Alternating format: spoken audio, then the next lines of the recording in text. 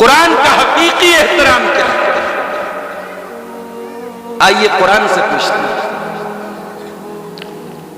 शहरु रमज़ान अल्लज़ी उन्ज़िला फ़ीहिल कुरान हुदल लिन्नासि व बय्यिनातिन मिनल हुदा वल फुरक़ान। ये कुरान रमजान के महीने में उतारा गया। हुदल लिन्नास, ये कुरान सारी मानवता के लिए, सारी इंसानियत के लिए गाइडेंस का काम करता है, सही रास्ता दिखाने का काम करता है। इस कुरान की आयतें हक और बातिल के दरमियान फर्क करने वाली हैं। कुरान सिर्फ हमारी किताब नहीं है, कुरान को अल्लाह ने हुदल लिन्नास कहा, पूरी इंसानियत की हिदायत की किताब। इस कुरान को पाने के लिए हमने कोई कुर्बानी नहीं दी, हमने कोई घर बार नहीं छोड़ा, हमने कोई खून का कतरा न बहाया, हमने बाल बच्चों को कुर्बान नहीं किया। इसलिए इस कुरान की कदर मेरे प्यारे भाइयों, मेरी प्यारी माँ और बहनों, हमें और आपको नहीं है। सहाबा से पूछो जिन्होंने इस कुरान को पाने के लिए, इस इस्लाम को पाने के लिए क्या क्या नहीं कुर्बान किया। मेरे भाइयों, ये मौका दस्तारबंदी का मौका है। इस मौके पर आमतौर से जो तकरीरें होती हैं, जो बयानात होते हैं, वो कुरान करीम की अजमत और उसकी अहमियत पर होते हैं। कुरान करीम अल्लाह रब्बुल आलमीन की वो आखिरी किताब है जो रहती दुनिया तक के इंसानों के लिए हिदायत की आखिरी किताब बन के आई है। बदकिस्मती से इस किताब को हमने बड़ा महदूद कर दिया है। ये किताब हमारे यहां झाड़ फूक की किताब बन गई। कुरान करीम की ताजीम और एहतराम का मतलब हम ये समझते हैं कि कुरान को चूम लो, कुरान को रेशम के कपड़े में लपेट के रख दो, कुरान गिरने ना पाए, कुरान के ऊपर हम ना बैठ, मतलब कुरान नीचे और हम ऊपर ना हो। हमारे यहां कुरान करीम के एहतराम की यही शक्लें राइज हैं। कुरान का हकीकी एहतराम क्या है? आइए कुरान से पूछते हैं।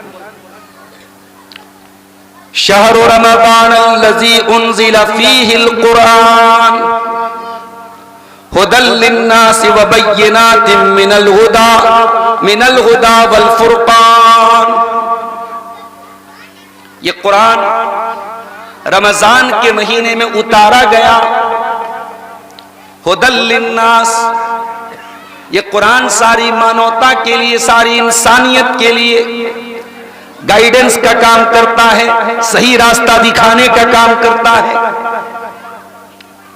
इस कुरान की आयतें हक और बातिल के दरमियान फर्क करने वाली हैं। कुरान सिर्फ हमारी किताब नहीं है, कुरान को अल्लाह ने हुदल लिन्नास कहा, पूरी इंसानियत की हिदायत की किताब। आपने तो बड़ा लिमिटेड कर दिया कुरान को। इस मुल्क में 80 करोड़ से ज्यादा ऐसे लोग हैं जो कुरान को नहीं पढ़ते, जो कुरान से नावाकिफ हैं। कुरान उन तक आपने नहीं पहुंचाया मेरे प्यारे साथ। और कभी आपने गौर किया है अल्लाह ने कुरान उतारा क्यों है? दुनिया में नॉलेज हासिल करने के 3 तरीके होते हैं। एक नॉलेज हम हासिल करते हैं अपने सेंस से, हम देखते हैं, हम सुनते हैं, हम सूंघते हैं, हम टच करते हैं। तो ये हमारे जो 5 सेंसेस हैं, जो हवास से खमसा है, इनके जरिए हम कोई चीज का इल्म हासिल करते हैं। हमने खाना खाया, हमने चख करके पता लगा लिया खाना खाने वाली चीज मीठी है कि नमकीन है।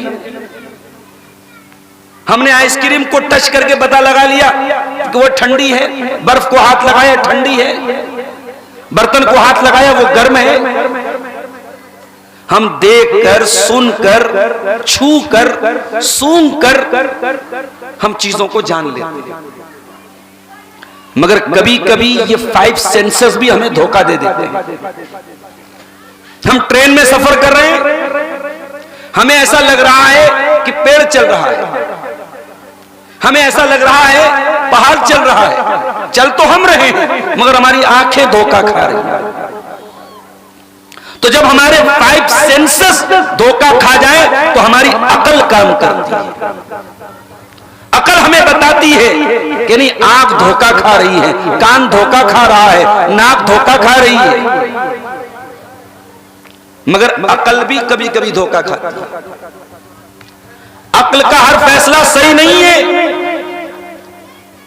भाई आप शादी करते हैं, रिश्ता तलाश करते हैं, लड़की लाते हैं, लड़की आप अपने गांव में, अपने इलाके में अच्छी लड़की तलाश करके निकाह के लिए लाते हैं। अगर कुरान और हदीस को छोड़ दिया जाए, वही को छोड़ दिया जाए, अल्लाह का फरमान छोड़ दिया जाए, तो अक्ल क्या कहती है? अक्ल कहती है बाहर का रिश्ता लाने की क्या जरूरत है, हमारे घर में लड़की मौजूद है, बहन है, बहन की शादी भाई से करा दो। भाई अगर ऐसी ही लड़की लाना है जो हमारे घर के माहौल के साथ तालमेल बिठा सके, तो जो लड़की उसी घर में पली बड़ी है उससे ज्यादा कौन तालमेल बिठाएगा?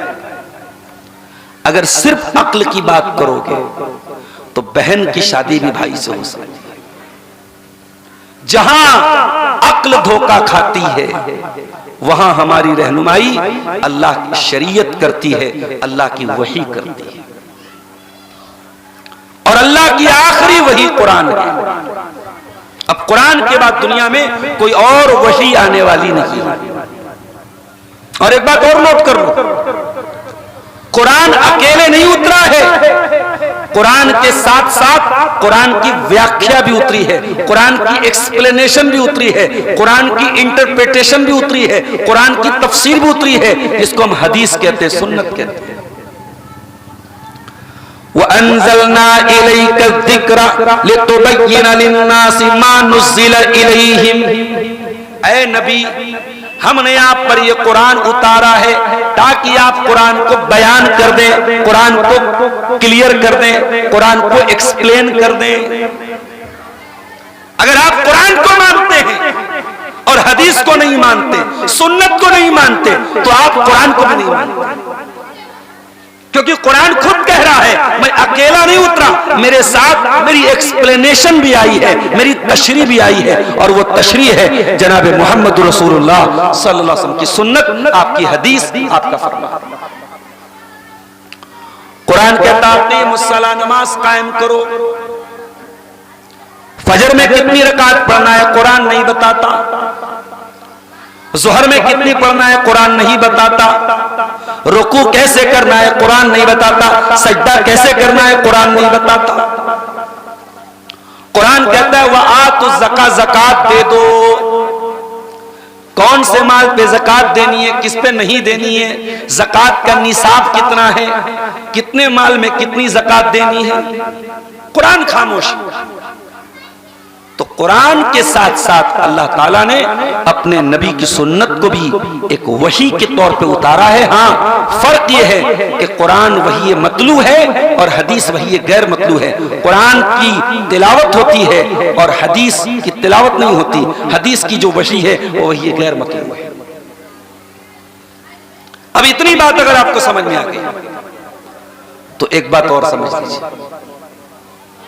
ये जो कुरान है, ये हमें जो मिला है, ये कुरान, ये हमें बड़ी आसानी से मिल गया। मेरा नाम अब्दुल्ला, मेरा नाम अब्दुल रहमान, मैं मुसलमान के घर में पैदा हुआ, मेरी आंखें खुली, मेरे घर में कुरान पढ़ा जाता है। इस कुरान को पाने के लिए हमने कोई कुर्बानी नहीं दी, हमने कोई घर बार नहीं छोड़ा, हमने कोई खून का कतरा न बहाया, हमने बाल बच्चों को कुर्बान नहीं किया। इसलिए इस कुरान की कदर मेरे प्यारे भाइयों, मेरी प्यारी माँ और बहनों, हमें और आपको नहीं है। सहाबा से पूछो जिन्होंने इस कुरान को पाने के लिए, इस इस्लाम को पाने के लिए क्या क्या नहीं कुर्बान किया। एक सहाबी है, उनका नाम अम्र बिन सलमा है। अम्र बिन सलमा, लाम पर जेर के साथ, अम्र बिन सलमा। ये कहते हैं मैं जिस कबीले में रहता था वो कबीला हाईवे पर था, मेन रास्ते पर था। लोग इस्लाम कबूल करते थे और मेरे कबीले के पास से गुजरते थे और कुरान की आयतें याद करके आके मुझको सुनाते थे। मैं 6 साल का बच्चा था, 7 साल का बच्चा था, मैं उन कबीले के लोगों से कुरान सुन सुन करके याद कर लेता था। जब मेरे कबीले के लोग इस्लाम लाए और अल्लाह के प्यारे नबी ने फरमाया, या उम्मुल कौम अक़रउहुम लिकिताबिल्लाह, इमामत वो कराएगा, नमाज वो पढ़ाएगा जिसको कुरान सबसे ज्यादा याद हो, जो कुरान का सबसे ज्यादा पढ़ने वाला। अल्लाह अकबर।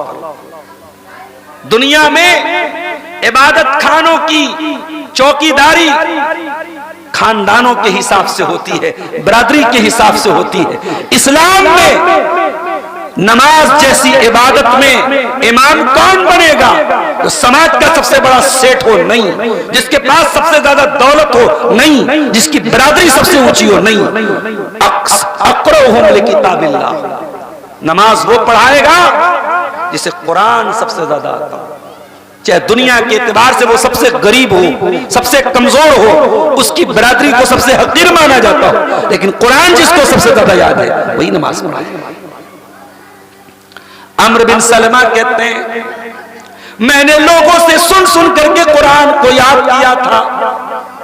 जब मेरी कौम के लोग ईमान लाए, उन्होंने मुझको आगे कर दिया, मुझको इमाम बनाया और मैं 6 साल का या 7 साल का बच्चा मैं इमाम बन गया। कहते हैं मेरे पास सिर्फ एक चादर थी, मैं नमाज पढ़ाता था, रुकू में जाता था, एक ही चादर पहनता था, ओढ़ता था, मेरा सतर खुल जाता था। औरतें भी नमाज में आया करती थी। औरतों ने डिमांड की कि अपने इमाम को ढंग का कपड़ा तो दे दो, तो मेरे कबीले के लोगों ने, गांव के लोगों ने मुझे खरीद करके एक चादर दी और कहते हैं उतनी खुशी मुझे जिंदगी में कभी नहीं हुई जितनी खुशी उस वक्त हुई। तो सहाबा ने बड़ी ठोकरें खा के इस कुरान को हासिल किया था मेरे साथ। एक सहाबी, उनका नाम अब्दुल उज्जा था, बाप भी काफिर, चचा भी काफिर, मां भी काफिर। बाप का इंतकाल हो चुका था, यतीम थे, चचा की परवरिश में रहते थे। अल्लाह के प्यारे नबी के बारे में सुना, इस्लाम ले आए, कलमा पढ़ लिया। जब कलमा पढ़ लिया, चचा को पता चला, चचा ने घर से निकाल दिया, मां के पास आए, मां ने भी सारे रिश्ते तोड़ डाले। मां ने यहां तक कहा कि तेरे बदन पे जो कपड़ा है वो कपड़ा भी हमारी कमाई का है, ये कपड़ा भी तू लेके नहीं जा सकता। उनके बदन से कपड़े छीन लिए गए, सिर्फ एक चादर उनके बदन पे बाकी बची थी। एक चादर को उन्होंने 2 टुकड़े बांटा, 2 टुकड़ों में बांटा। आधी चादर को लुंगी बनाया, आधी चादर को ऊपर का बदन ढांपा और उसी हालत में अल्लाह के नबी के पास आए। नबी ने अपने सहाबी को गले लगाया, कहा क्या नाम है तेरा? कहा अब्दुल उज्जा नाम है। कहा कि आज से तेरा नाम अब्दुल्ला है। हजरत अब्दुल्ला ने अपनी पूरी कहानी सुनाई। अल्लाह के नबी ने फरमाया कि आज से तेरा नाम अब्दुल्ला जुल्बेजादैन है। 2 चादरों वाला अब्दुल्ला, तेरे पास ये 2 चादरें, तू मक्के से मदीना आया है 2 चादरें लेके, आज से तेरा नाम अब्दुल्ला जुल्बेजादैन है। माफ कीजिएगा, मैं मुसलसल कई रातों से प्रोग्राम कर रहा हूं, रात में जगाई, फिर सुबह मदरसे की ड्यूटी, नींद का पूरा ना होना, गला पूरी तरीके से बैठा हुआ है। नींबू की चाय वाय पी शायद गला खुल जाए, गला मुतासिर है, लेकिन मैं समझ रहा हूं मेरी बातें आपको समझ में आ रही हैं। आप गले की इस खराबी को नजरअंदाज करते हुए मेरे मैसेज और पैगाम पर गौर कीजिएगा। बहुत लंबी तकरीर नहीं करूंगा, कुछ बुनियादी बातें आपके सामने रख के मैं चला जाऊंगा। अब्दुल्लाह जुल बेजादैन यतीम बच्चा 16-17 साल का जवान मदीना आता है एक चादर में, और अल्लाह के नबी उसका नाम रखते हैं अब्दुल्लाह जुल बेजादैन। नबी का महबूब सहाबी नबी के दरवाजे पर रहने लगते हैं, नबी की खिदमत में लगे रहते हैं, सुबह शाम अल्लाह अल्लाह करते हैं। गज़वे तबूक का मौका आता है, हजरत अब्दुल्लाह कहते हैं ऐ अल्लाह के नबी मैं भी आपके साथ चलूंगा। हालांकि वो सफर बड़ा मुश्किल था, मदीना से 700 किलोमीटर का सफर करना था, हालात अच्छे नहीं थे, सवारी की कमी थी, सामान की कमी थी। नबी अकरम तैयार हो गए, हजरत अब्दुल्लाह जुल बेजादैन अल्लाह के प्यारे नबी के साथ गए। वापसी में रास्ते में हजरत अब्दुल्लाह का इंतकाल हो गया। आधी रात का टाइम है, अल्लाह के प्यारे नबी हजरत अब्दुल्लाह को कफनाते हैं और कफना करके अपने कंधे पे उठा करके कब्र पे लेके जाते हैं और अपने हाथों से कब्र में उतारते हैं। और कब्र में उतारने के बाद अपने दोनों हाथ आसमान की तरफ उठा के कहते हैं अल्लाहुम्मा इन्नी अमसैतु अन्हु राज़िया फरज़ान हो। ऐ अल्लाह मैं अब्दुल्लाह जुल बेजादैन से राजी था, ऐ अल्लाह तू भी इससे राजी हो जा। हजरत अबू बकर कहते हैं मेरे दिल में तमन्ना पैदा हुई, काश कि वो कब्र मेरी होती और मेरी कब्र पे नबी ने ये अल्फाज कहे होते, ऐ अल्लाह मैं इससे राजी हूं, तू भी इससे राजी हो जा। ये कुरान उन सहाबे किराम की कुर्बानियों से हमें और आपको मिला है। आज बड़े अफसोस की बात है मेरे भाई, आज के दौर में हमें यह तकरीर करके बताना पड़े इस्लाम बहुत कीमती चीज है। अपनी मुसलमान लड़कियों को यह बताना पड़े कि ईमान बड़ी कीमती चीज है, मुर्तद मत हो जाना, इस्लाम मत छोड़ देना। अल्लाह अकबर। हम उस दौर में आ गए जब हमें अपनी कौम की लड़कियों को मुर्तद होने से बचाने के लिए हमें इस्लाम की अहमियत बतानी पड़ेगी। हमारी तारीख तो बड़ी रोशन तारीख रही है मेरे साथी। हमने तो सुमैया को देखा है, जवान बेटा भी सामने, शौहर भी सामने, और अबू जहल धमकी देता है ऐ सुमैया तूने अगर इस्लाम नहीं छोड़ा, तूने मोहम्मद का दीन नहीं छोड़ा, ऐ सुमैया हम तुझे बरहना कर देंगे, तेरे बदन से कपड़े उतार देंगे। आसान नहीं है जवान बेटे के सामने एक बूढ़ी मां को यह कहा जाए कि हम तुझे नंगा कर देंगे। सुमैया न जाने तेरे दिल में कौन, तेरे सीने में कैसा मजबूत कलेजा था, कैसा मजबूत दिल था, और उस दिल में ईमान की रोशनी कैसी थी। सुमैया ने कहा अबू जहल कुछ भी हो जाए, इस्लाम छोड़ने वाली नहीं हूं, मोहम्मद का दीन छोड़ने वाली नहीं। अबू जहल ने बरहना कर दिया सुमैया को और बड़ी बेदर्दी से उनको शहीद कर डाला, और इस्लाम की राह में पहला खून बहाने वाली खातून बन गई हजरत सुमैया।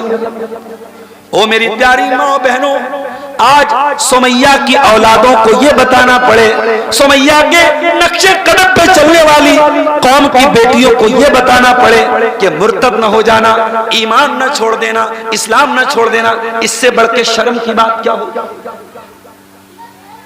अभी मैं स्टेज पे आया, छोटी छोटी बच्चियां एक नज्म पर एक्शन पेश कर रही थी। हिजाब पर कोई नज्म थी। हिजाब, माफ कीजिएगा, ये हिजाब भी आज हमारा बड़ा हिसाब किताब से होता है। वो करमैनी और बिलरियागंज में हिजाब रहता है और शिवली कॉलेज में जाकर के उतर जाता है। वो मदरसे की बाउंड्री में हिजाब रहता है और स्कूल की बाउंड्री में जाके उतर जाता है। कॉलेज में जाके उतर जाता है, रेस्टोरेंट में जाके उतर जाता है। हमारी कौम की औरतों ने तो जंग के मैदान में भी अपना हिजाब नहीं उतारा। जंग ओहद का मैदान था, एक औरत आई, उसका बेटा शहीद हुआ था, बेटे की लाश लेने आई थी और सर को ढांप के आई थी, नकाब में आई थी, चादर में आई थी। किसी ने कहा अम्मी तेरा बेटा शहीद हुआ है और तू हिजाब में आई है, तू नकाब में आई है। तो उस औरत ने जो जवाब दिया था वो आज की बेहया औरतों के मुंह पे थप्पड़ है मेरी प्यारी मां और बहन। उस औरत ने कहा था रुज़ी तो इब्नी वलम उर्जा हयाई, मैंने बेटा खोया है, मैंने हया नहीं खोई, मैंने चादर नहीं खोई, मैंने अपना पर्दा नहीं खोया। शादी ब्याह के मौके पे जम के बेहयाई हमारे यहां। सोशल मीडिया पर मुसलमान लड़कियां जम के अपनी खूबसूरती का प्रदर्शन कर रही हैं। वज़ा में तुम हो नसारा तो तमद्दुन में हुनूद, ये मुसलमान हैं जिन्हें देख के शर्माए। ये मऊ मुबारकपुर आजमगढ़ का इलाका जिसका एक अपना कल्चर, अपनी एक तहजीब, अपनी एक पहचान थी, माफ करना अब धीरे धीरे वो पहचान मिट रही है मेरे भाई। अफसोस होता है, दर्द होता है, तकलीफ होती है। वजह क्या है? मकान अगर कमजोर हो रहा है तो मकान की बुनियाद पर नजर डालो मेरे साथी। हमारी बुनियादें कमजोर हो रही हैं, हमारी नई नस्ल कुरान और हदीस नहीं जानती। मैं इस मदरसे में आया, मैंने यहाँ के टीचर से पूछा मदरसा कब कायम हुआ? बोले 2014 में कायम हुआ। लगभग 11 साल हो गए। 11 साल आपने मदरसे को खड़े किए, 11 साल हुए। इन 11 सालों का ये रिजल्ट है कि आज माशाअल्लाह इतने सारे बच्चे और बच्चियां यहाँ पढ़ रहे हैं, दीन की तालीम हासिल कर रहे हैं, बच्चे कुरान का हिफ्ज कर रहे हैं। और मुझे बताया कि बच्चियों के लिए भी अल्हम्दुलिल्लाह आगे चल के इंशाअल्लाह उनके लिए भी हिफ्ज का प्रोग्राम शुरू होगा। अल्लाह इसकी भी तौफीक सबको दे। लेकिन मेरे भाइयों, ये काम हर जगह होना चाहिए। मैं अक्सर जाता हूं तकरीर करने तो मैं कहता हूं आप इंग्लिश मीडियम स्कूल में अपने बच्चों को पढ़ाइए, कोई प्रॉब्लम नहीं, मगर अपने बच्चों की बुनियाद इतनी मजबूत कर दीजिए। आपका बच्चा और बच्ची 1 घंटे मस्जिद में जाए, मकतब में जाए और 1 घंटे में उसको इतनी मजबूत बुनियाद कर दो, वो दुनिया के किसी कोने में चला जाए, ईमान उसके दिल से निकल ना पाए, इस्लाम उसके दिल से निकल ना पाए। अरे हम गरीबों के पास है क्या? हमारे पास इस दुनिया में कुछ न हो, अगर ईमान है हमसे बड़ा अरबपति खरबपति कोई नहीं है मेरे भाई। और हमारे पास सब कुछ आ जाए और ईमान ना हो, हमसे फकीर कोई नहीं, हमसे ज्यादा कल्लाश कोई नहीं, हमसे ज्यादा मोहताज कोई नहीं। और ये ईमान कितनी बड़ी दौलत है, इसका अंदाजा क़यामत के दिन होगा। इन्नल्लज़ीना कफ़रू व मातू व हुम कुफ़्फ़ारुन फ़लन युक़बला मिन अहदिहिम मिल्उल अर्दि ज़हबा। जो लोग ईमान के बिना, ईमान के बगैर दुनिया से चले जाएंगे, कल क़यामत के दिन वो जमीन भर के सोना भी लेके आ जाए, उनका सोना कबूल नहीं होगा। जब जन्नती जन्नत में जाएंगे वहां पर वो अल्लाह का शुक्रिया अदा करके कहेंगे वक़ालू अल्हम्दुलिल्लाहिल्लज़ी हदाना लिहाज़ा वमा कुन्ना लिनहतदिया लौला अन हदानल्लाह। ऐ अल्लाह तेरा शुक्र है, तूने हमें इस्लाम जैसी नेमत से नवाजा, हम खुद से तो ये नेमत हासिल नहीं कर सकते। कुरान करीम उस नेमत की हिफाजत करना है तो कुरान से अपना रिश्ता जोड़ो मेरे साथी। ये 3 बच्चे इन्होंने कुरान हिफ्ज किया, कल समाज में इनको हाफिज जी कहा जाएगा, समाज में इनको हाफिज जी कहा जाएगा, मगर इनसे ज्यादा इज्जत सेठ जी को मिलेगी, इनसे ज्यादा इज्जत उसको मिलेगी जो हाजी साहब है, इनसे ज्यादा रिस्पेक्ट और सम्मान उसको मिलेगा जो गांव का प्रधान है, जो इलाके का चेयरमैन है, जो विधायक है, जो सांसद है, जो मंत्री है।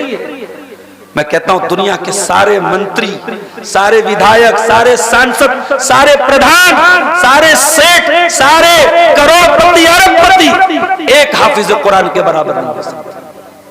और ये बात मैं नहीं कह रहा हूं, ये बात अल्लाह के प्यारे नबी जनाब मोहम्मद रसूलुल्लाह सल्लल्लाहु अलैहि वसल्लम है। खैरुकुम मन तअल्लमल कुरान व अल्लमहु, तुम में सबसे बेहतरीन इंसान वो है जो कुरान को सीखता है और कुरान को सिखाता है। उससे बेहतर कोई नहीं है जो कुरान को सीखे, जो कुरान को सिखाए। और अगर कोई कुरान को पढ़ने में माहिर है,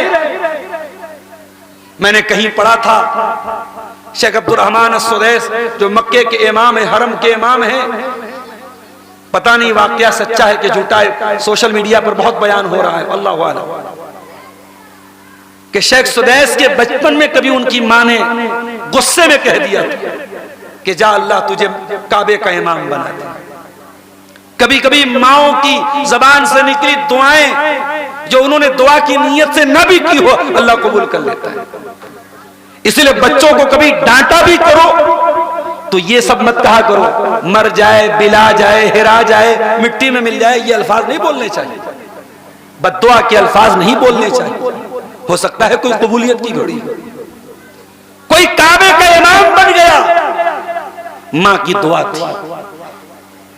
मेरी प्यारी मां और बहनों, आप जब किसी बच्चे की मां बने तो दुनिया की बहुत सारी माएं हैं जो अपने बच्चों को इंजीनियर बनाना चाहती, अपने बच्चों को डॉक्टर बनाना चाहती हैं, जो अपने बच्चे को बहुत बड़ा बिजनेसमैन बनाना चाहती हैं। मगर मैं ये चाहता हूं कि आप वो खुशनसीब मां बने जो अपने बच्चे के बारे में ये सपना देखे कि मेरा बेटा कुरान का हाफिज बने, कुरान का आलिम बने, नबी की हदीसों का आलिम बने। और अगर आपने सच्चे दिल से ये आरजू की तो इंशाअल्लाह ये आरजू जरूर पूरी होगी। इमाम बुखारी पैदा हुए, कुछ दिनों के बाद बाप का इंतकाल हो गया। मां ने, बाप और मां दोनों का प्यार दिया बेटे को। कहते हैं बाप मां की कमी को पूरा नहीं कर सकता, लेकिन मां बाप की, बच्चे को बाप और मां दोनों का प्यार दे सकती है।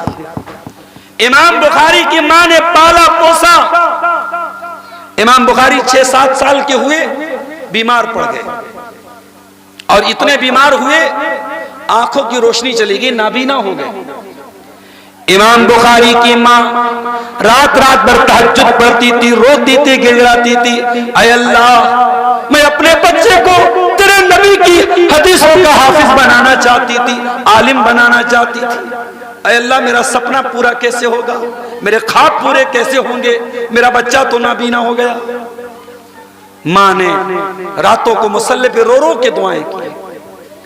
और अल्लामा अब्दुल सलाम मुबारक पूरी रहमतुल्लाह अलैह ने सीरतुल बुखारी में यह वाकया दर्ज किया है कि इमाम बुखारी की मां रात में तहज्जुद पढ़ने के बाद, रोने के बाद, गिड़गिड़ाने के बाद सो गई और ख्वाब में हजरत इब्राहीम अलैहिस्सलाम उसके पास आए। उन्होंने ख्वाब में इब्राहीम अलैहिस्सलाम को देखा और उन्होंने कहा कि ऐ मोहम्मद की मां, इमाम बुखारी का नाम मोहम्मद था, कहा कि ऐ मोहम्मद की मां, जा अल्लाह ताला ने तेरे बच्चे की बिनाई वापस कर दी है, तेरा रोना अल्लाह को भा गया, तेरी दुआएं अल्लाह को पसंद आ गई, तेरे बच्चे की बिनाई वापस आ गई। मां की दुआ में वो ताकत होती है। मेरी प्यारी मां और बहनों, अपने बच्चों को मुस्तकबिल में दीन का खादिम बनाओ, ये सपना अपनी आंखों में सजो।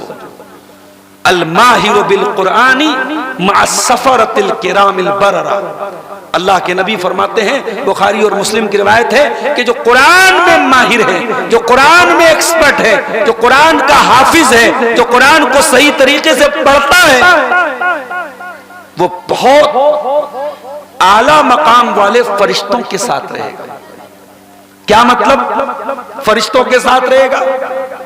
उलमा ने लिखा इसका 2 मतलब हो सकता है। एक मतलब तो ये हो सकता है कि आखिरत में उसको कोई जन्नत में स्पेशल जगह दी जाएगी जहां फरिश्तों के साथ उसका उठना बैठना होगा।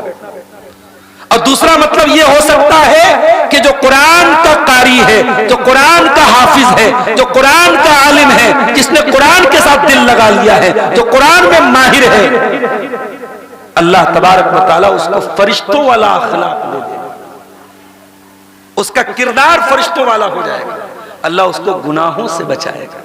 फरिश्ते गुनाह नहीं करते, फरिश्ते पाप नहीं करते, फरिश्तों की नजर पाक होती है, फरिश्तों की जबान पाक होती है, फरिश्तों का काम गलत नहीं होता है, फरिश्ते मासूम होते हैं। तो जो कुरान से ताल्लुक अपना जोड़ लेगा, अल्लाह उसे फरिश्तों के नक्शे कदम पे चलाएगा। अल्लाह, ये भी इस हदीस की शरह में उलमा ने लिखा है। मेरे भाइयों, ये कुरान वो किताब है जो दुनिया में भी काम आएगी और मरने के बाद कब्र में भी काम आएंगे। अरे कब्र में तो हमारे बच्चे भी काम नहीं आएंगे। बहुत प्यार करते हैं आपके बच्चे, दिल्ली बंबई कलकत्ता जा जा के बिजनेस करते हो बच्चों के लिए, आजमगढ़ में जमीनें खरीद के रखी हैं बच्चों के लिए, और ये बच्चे आपके मरने के बाद 4 दिन आंसू बहाएंगे, आपकी कब्र पे मिट्टी दे के हाथ झाड़ के चले जाएंगे। कब्र में क्या होगा आपके साथ, ये बच्चे आपके काम नहीं आएंगे। कभी गौर करो, कब्र की उस काल कोठरी में, उस छोटे से कमरे में आप अकेले होंगे और कोई उजाला नहीं होगा। आपके ईमान के अलावा, आपके अमल के अलावा कब्र में कोई लाइट, कोई रोशनी नहीं होगी मेरे साथी। कभी अकेले में सोचो कि कब्र में हमारा क्या बनेगा। मुनकर नकीर आपके पास आएंगे, सवाल पूछेंगे, मन रब्बू का, तेरा रब कौन है, मन नबियों का, तेरे नबी कौन है, माँ दीनों का, तेरा दीन क्या है। अगर बंदा मोमिन है सही जवाब देगा, मेरा रब अल्लाह है, मेरा दीन इस्लाम है, मेरे नबी मोहम्मद सल्लल्लाहु अलैहि वसल्लम है। फरिश्ता पूछेगा, तुझे इन तीनों सवालों का सही जवाब कैसे पता चला। ओ कुरान छोड़ने वालों, जरा तसव्वुर करो तुम क्या जवाब दोगे। जिसको कुरान से कोई ताल्लुक नहीं, जो कुरान पढ़ता ही नहीं, जो कुरान समझता ही नहीं, जिसने कुरान को कभी पढ़ा ही नहीं, वो उस इन तीनों सवालों का जवाब कैसे देगा। जो सही जवाब देगा वो कहेगा, करा तो किताब अल्लाह, करा तो किताब अल्लाही फ़आमनतु बिही व सद्दक़तु बिही। ऐ फरिश्ते, मैंने कुरान पढ़ा था और मैं कुरान पर ईमान लाया था, मैंने कुरान को सच्चा जाना था, इसलिए मैं तेरे सवालों का सही जवाब दे रहा हूं। मेरे भाइयों, बच्चों से प्यार करते हो अगर और चाहते हो कि आपके बच्चे कब्र में इन तीनों सवालों का सही जवाब दें, तो बच्चों को कुरान जरूर सिखाना। हाफिज न बनाओ चलेगा, आलिम न बनाओ चलेगा, मगर बच्चों को इतनी तालीम जरूर दे देना कि बच्चे कुरान को समझ करके पढ़ सके। जी, कुरान के बगैर कब्र में भी आपकी मंजिल पार होने वाली नहीं। फिर कयामत का दिन आएगा, कयामत का दिन तो ऐसा दिन होगा। मौलाना अब्दुल्ला फैजी साहब मेरे बहुत अच्छे दोस्त हैं, बाइक से बेचारे 15 किलोमीटर चल के यहां आए मेरी मोहब्बत में, लेकिन कयामत के दिन दोस्त के काम नहीं आएगा, औलाद अपने माँ बाप के काम नहीं आएगा। यौम यफ़िरुल मर्उ मिन अख़ी व उम्मिही व अबी व साहिबतिही व बनी लिकुल्लि इम्रिइन मिनहुम यौमइज़िन शानुन युग़नी। कयामत के दिन कोई किसी के काम नहीं आएगा, सबको अपनी अपनी पड़ी होगी। आय अल्लाह, जब कयामत के दिन कोई किसी के काम नहीं आएगा, मैं रात भर कुरान पढ़ता था। आय अल्लाह, तेरी कोई बंदी थी जो कुरान की हाफिजा थी, जो कुरान की आलिमा थी, जिसने ऑनलाइन कुरान की तालीम हासिल की थी, जिसने मदरसे में जाके कुरान पढ़ा था, कुरान हिफ्ज किया था, कुरान समझने की कोशिश की थी। आय अल्लाह, क्या कुरान पढ़ने वाले को और कुरान पढ़ने वाली को क्या कयामत के दिन कुरान काम देगा। फरमाया, इक़राउल कुरान व इन्नहु याती यौमल क़ियामति शफ़ीअन लिअस्हाबिही। कुरान पढ़ा करो, कुरान कयामत के दिन भी तुम्हारी सिफारिश करेगा और कुरान की सिफारिश कबूल की जाएगी। अगर आपकी रातें कुरान के लिए गुजरी हैं तो कुरान कयामत के दिन कहेगा, ऐ अल्लाह, जब दुनिया स्नैपचैट के नशे में मगन थी, जब दुनिया फेसबुक के नशे में मगन थी, ऐ अल्लाह, ये रातों को कुरान पढ़ा करता था। कुरान सिफारिश करेगा कयामत के दिन और कुरान की सिफारिश कबूल की जाएगी। ये कोई मामूली किताब नहीं है मेरे साथ, ये वो किताब है। नबी अकरम ने फरमाया इन्नल्लाह यरफउ बिहाज़ल किताबी अक़वामा व यज़उ बिही आख़रीन। अल्लाह इस कुरान के जरिए बहुत सारे लोगों को इज्जत भी देगा और इसी कुरान के जरिए बहुत सारे लोगों को जलील भी करेगा। जो कुरान को छोड़ेगा वो जलील होगा।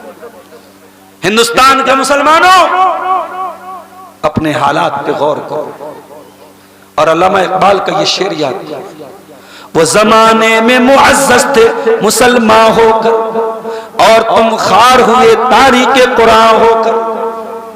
कुरान से दूर हैं हम और आप। हम सड़क पे चलते हैं, बिलरियागंज से आगे बढ़े, रास्ते में हमको सिग्नल मिला, हमारी गाड़ी बड़ी स्पीड में जा रही है, रेड सिग्नल लगा हुआ है, गाड़ी रुक जाएगी। गाड़ी अगर आगे बढ़ेगी, कैमरा लगा है, चालान कट जाएगा। हाईवे पर हम चल रहे हैं, बड़ी रफ्तार से हमारी गाड़ी जा रही है, एक जगह लिखा है यहाँ स्पीड लिमिट है, यहाँ आपकी गाड़ी 50-60 से ज्यादा नहीं होनी चाहिए। ऑटोमेटिक ड्राइवर गाड़ी की स्पीड स्लो कर देगा कि भाई यहाँ स्पीड लिमिट लगी है, हमें गाड़ी को 50-60 के अंदर रखना है, हम बढ़ाएंगे हमारा चालान कट जाएगा। दुनिया में गाड़ी चलाने के नियम हैं जिनको हम ट्रैफिक रूल कहते हैं। जिंदगी के भी कुछ नियम और कानून है मेरे भाई। जिंदगी में भी कुछ ग्रीन सिग्नल है, कुछ रेड सिग्नल है, कुछ येलो सिग्नल है। कहीं गाड़ी दौड़ाना है, कहीं गाड़ी रोकना है, कहीं इंतजार करना है। और जिंदगी के ये सिग्नल कौन बताता है? ये कुरान बताता है। और अगर जिंदगी के इन सिग्नल्स पर अगर आपने जिंदगी की गाड़ी को नहीं चलाया और कुरान के बताए हुए रूल्स को फॉलो नहीं किया, तो ये दावा करना बंद कर दीजिए कि हम कुरान से मोहब्बत करते हैं। अगर आप कुरान से मोहब्बत करते हैं तो कुरान के रेड सिग्नल पर आपको रुक जाना है। मैंने कहीं एक जुमला पढ़ा था कि अपनी सगी बहन का हक मार के भाई चौथा हज करने जा रहा है। बहन को वरासत में हक नहीं दे रहा है, बहन बेचारी मोहताज है, मांग रही है, भाई नहीं दे रहा है और चौथा हज करने जा रहा है। ये हमारी जिंदगियों का हाल है। कुरान हमें रेड सिग्नल भी बताता है, हमें ग्रीन सिग्नल भी बताता है। हमें कुरान के सिग्नल को फॉलो करना है, कुरान के रूल को फॉलो करना है। हजरत उमर फारूक के पास एक आदमी आया, बड़ी बदतमीजी से उसने कहा, यब्नल खत्ताब इन्नका मा तातीना बिल जज़ल वला तहकुम बैनना बिल अदल। ऐ उमर, आप हमें तोहफा नहीं देते और आप हमारे साथ इंसाफ नहीं करते, ना इंसाफी करते हैं, अन्याय करते हैं आप। हजरत उमर गुस्सा वाले आदमी थे। गुस्से से हजरत उमर का चेहरा लाल हो गया, कांपने लगे। उनके मजलिस में एक आदमी बैठा था, हुर बिन कैस। उसने कहा, ए उमर, ए अमीरुल मोमिनीन, अल्लाह कुरान में कहता है खुजिल अफ़वा व अमुर बिल उर्फी व आरिद अनिल जाहिलीन। अल्लाह कुरान में कहता है लोगों को दरगुजर कर दिया करो, माफ कर दिया करो और जाहिलों को नजरअंदाज कर दिया करो। ऐ उमर, ऐ अमीरुल मोमिनीन, ये आदमी जाहिल है और कुरान कह रहा है जाहिलों को नजरअंदाज कर दीजिए। हजरत उमर बहुत गुस्से वाले आदमी थे। कुरान की आयत जैसे ही सुनी, सारा गुस्सा झाग की तरह बैठ गया, सारा गुस्सा झाग की तरह बैठ गया। हजरत उमर बिल्कुल साइलेंट हो गए और बुखारी के अल्फाज है वकान वक्काफन इंद किताबिल्लाह। हजरत उमर कुरान करीम की आयत आ जाने के बाद स्टॉप हो जाते थे। कुरान की आयत जहां आ जाती थी हजरत उमर वहीं स्टॉप हो जाते थे, वहीं रुक जाते थे। हजरत उमर कुरान के सिग्नल्स को फॉलो करते थे। हम कब फॉलो करेंगे? हमारे सामने कुरान पढ़ा जाए और हम नजरअंदाज कर दें। हमारे सामने नबी की हदीस पेश की जाए और हम नजरअंदाज कर दें। हमसे बड़ा बदनसीब कौन होगा मेरे साथी? जो इंसान जानबूझ करके अल्लाह का फैसला न माने, रसूल का फैसला न माने, वो अपने ईमान की खैर बनाए। इन्नमा कान कौलुल मुमिनीना इज़ा दुऊ इलल्लाहि व रसूलिही लियहकुम बैनहुम अन यक़ूलू समिअना व अताना। अरे मोमिन तो वो है, ईमान वाला तो वो है जिसके सामने अल्लाह का फैसला आए, रसूल का फैसला आए तो उसकी जबान से बस एक ही जुमला निकलना चाहिए, हमने सुन लिया और मान लिया। एक सहाबी थे, उनका नाम था जुलैबीब। उनके चेहरे पर बड़े दाने थे, किसी जमाने में चेचक हो गया था, दाने निकले हुए। नबी के सहाबी थे, बड़े चहेते सहाबी थे और गरीब आदमी थे। एक मर्तबा अल्लाह के नबी के पास आए, नबी ने कहा जुलैबीब शादी हुई है तुम्हारी? कहा नहीं है अल्लाह के नबी, शादी नहीं हुई।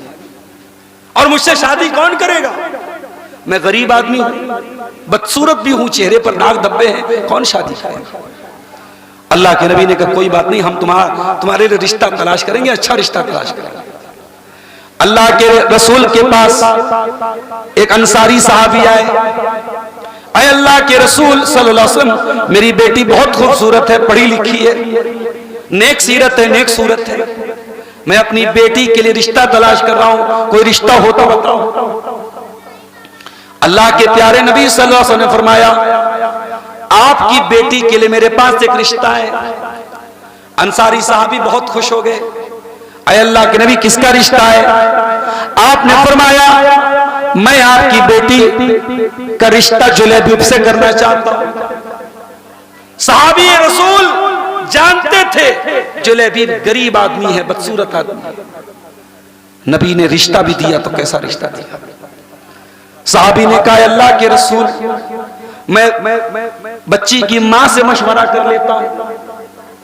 पता यह चला कि उस जमाने में भी रिश्ते नाते की बातें औरतों के मशवरे के बगैर मुकम्मल नहीं होती थी।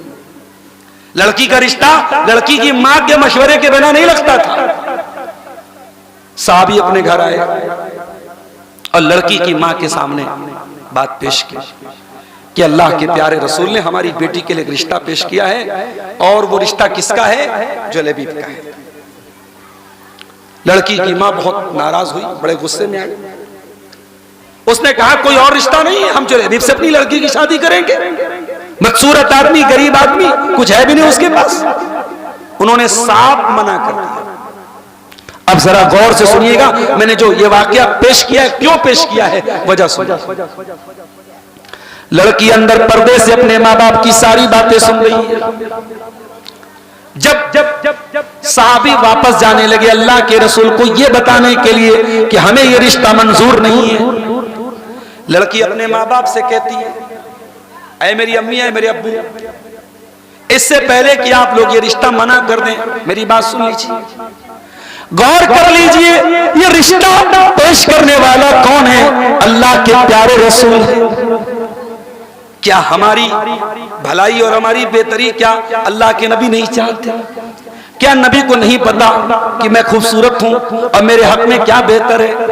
ऐ मेरे अम्मी अब्बू, अतरुद्दूना अला रसूलिल्लाहि सल्लल्लाहु अलैहि वसल्लम व अमरहु, क्या आप अल्लाह के रसूल का हुक्म टाल देंगे? क्या नबी का रिश्ता रिजेक्ट कर देंगे? सोच लीजिए। जब लड़की ने ये बात कह दी और कहा कि ऐ मेरी अम्मी, ऐ मेरे अब्बू, अगर ये रिश्ता नबी ने पेश किया है, मुझे ये रिश्ता मंजूर है, अल्लाह बेहतर करेगा, आप मेरी शादी कर दीजिए। सहाबी आए और उन्होंने पूरा वाकया सुनाया कि हम दोनों मियां बीवी तो राजी नहीं थे, हमारी बेटी ने ऐसी ऐसी बात कही और हमें यह रिश्ता मंजूर है। नबी अकरम सल्लल्लाहु अलैहि वसल्लम बहुत खुश हुए और आपने दुआ की, ऐ अल्लाह इस लड़की की जिंदगी में बरकत अता फरमा, वला तजअल ऐशहा कद्दन कद्दा, इसकी जिंदगी में कभी दुख ना आए, कभी तकलीफ ना आए। कुछ दिनों के बाद शादी हुई, मियां बीवी बड़ी मोहब्बत से रहने लगे। फिर एक गज़वे में हजरते जुलैबीब शामिल हुए अल्लाह के रसूल के साथ और शहीद हो गए। और जब शहीद हुए अल्लाह के प्यारे नबी ने उनको भी कब्र में उतारा और उनके हक में दुआ की। और सहाबा कहते हैं जुलैबीब के मरने के बाद जब वो लड़की बेवा हो गई, बेवा औरतें दूसरों की मोहताज हो जाती हैं। मगर हमने देखा कि पूरे मदीना में सबसे ज्यादा सदका खैरात करने वाली अगर कोई बेवा थी तो जुलैबीब की बेवा थी। और हमें नहीं मालूम उसके पास रोजी कहां से आती थी, दौलत कहां से आती थी, मगर हमने ये देखा कि पूरे मदीने में सबसे ज्यादा सदका खैरात करने वाली अगर कोई औरत थी तो जुलैबीब की औरत थी। मेरी प्यारी माँ और बहनों, मेरे भाइयों, आज हम मुसलमान हैं मगर माफ कीजिए कुरान और हदीस पर अमल करने का जज्बा आज हमारे अंदर नहीं। हमारी बातें बड़ी बड़ी है, हम ये कर देंगे, हम वो कर देंगे, नबी से प्यार के नाम पे जुलूस निकाल देंगे, नबी के प्यार के नाम पे बैनर लगा देंगे, मोबाइल पर स्टेटस लगा देंगे। हमारे अमल में मोहब्बत रसूल कहां है? हमारे अमल में कुरान की मोहब्बत कहां है? अगर कुरान से मोहब्बत है तो कुरान को पढ़ो, कुरान पर गौर करो और कुरान पर अमल करो। ये दिलों में जो ताले लगे हुए हैं, मोबाइल लॉक हो जाए तो मोबाइल का पासवर्ड डालना पड़ता है, पैटर्न लॉक डालना पड़ता है। दिल में ताला पड़ा हुआ है और दिल का लॉक खोलने के लिए, दिल को अनलॉक करने के लिए कुरान क्या कहता है? अफला यतदब्बरून अल कुरान अम अला कुलूबिन अक़फ़ालुहा। तुम कुरान पर गौर क्यों नहीं करते? क्या तुम्हारे दिलों पर ताले लगे हुए हैं? तो दिल को का ताला अगर खोलना है तो कुरान पर गौर करो। मेरे भाइयों, मेरा वक्त मेरे ख्याल से 45 मिनट का टाइम था, टाइम खत्म हो गया है। जाते जाते एक आखिरी बात करके बात खत्म कर रहा हूं। हमारा दिल बहुत मुलायम सा दिल है, गोश्त पोस्ट का बना हुआ नरम सा दिल है। अगर वाकई में हम कुरान पर गौर करें तो हमारे दिल की सख्ती इंशाअल्लाह दूर हो जाएगी। अरे जब ये कुरान, अल्लाह कहता है लौ अंज़लना हाज़ल कुरआन अला जबलिन लरअयतहु खाशिअन मुतसद्दिआ।